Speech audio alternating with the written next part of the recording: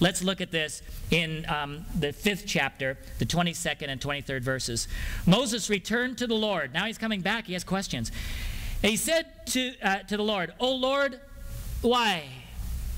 O Lord, why?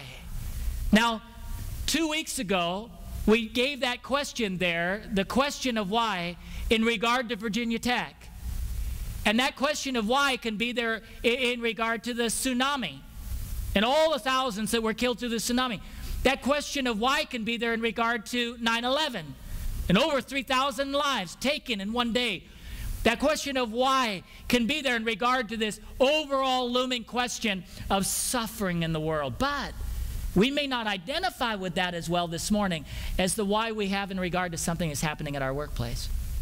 The why we have as to something that's happening in our body. The why that we have as to something that's happening in a relationship.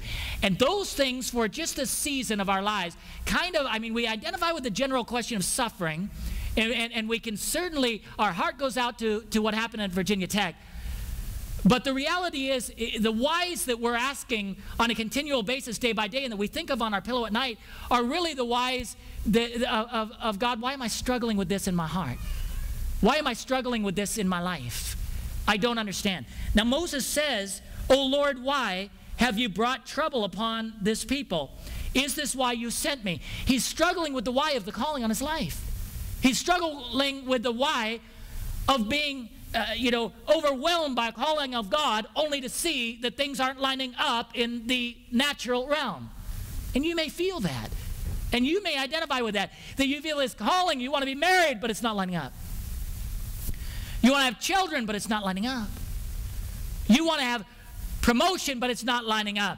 You want to have significance in life, which is a felt need of everyone in the room, but it's not lining up. And Moses felt that his significance would be that he would deliver the people of God. And now it's not lining up, and that's why he says, "O Lord, why?" 23rd verse. The Bible is a brutally honest book. Listen. Moses says, "Ever since I went to Pharaoh to speak in your name, he has brought trouble upon this people, and you have not rescued your people at all." Do you dare to talk to God like that? And yet, in the honesty of our hearts, I think there are moments in which we say, "God, why? God, I believed you would move in this way, and you didn't. And God, I have questions of why. And so, I'll quit. And I won't believe anymore for a miracle. And I won't believe anymore for your presence to be manifest at my workplace. And I won't believe anymore to be a witness to you. I won't believe anymore because the question of why has not been answered the way I want it to be answered." Now, let's look in the 6th chapter of Exodus. At the very end of the chapter, the 29th verse and the 30th verse. And he said to him, this is the response of the Lord to the questions of Moses, "I am the Lord." 5 times in that chapter, God will say that.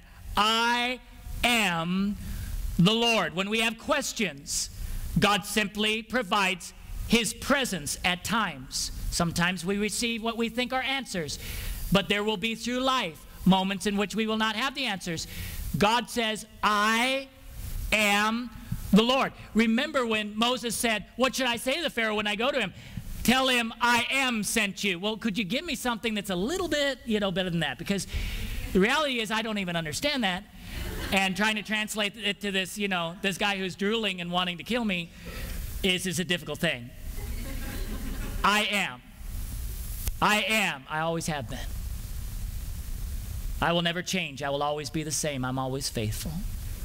I look beyond your present circumstances. I was there before you were born. I knew you before you were in your mother's womb. I shaped you in your mother's womb. I'll know you for all eternity as you're in me. Now, let's look at this. I am the Lord. Tell Pharaoh, king of Egypt, everything I tell you. God doesn't change his story.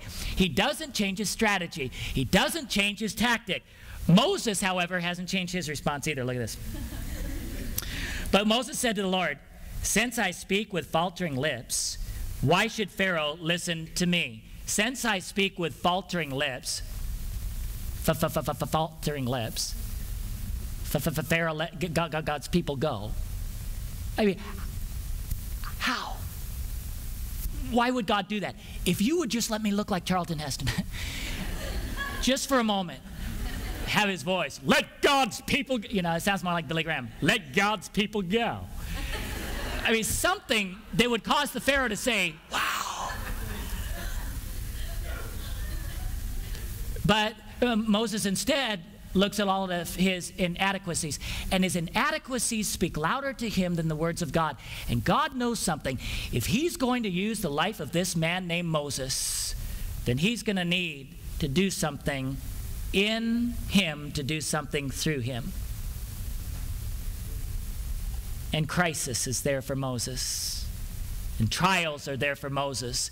And Moses is supposed to do the impossible, and he doesn't understand why. And all God will say is, I am the Lord.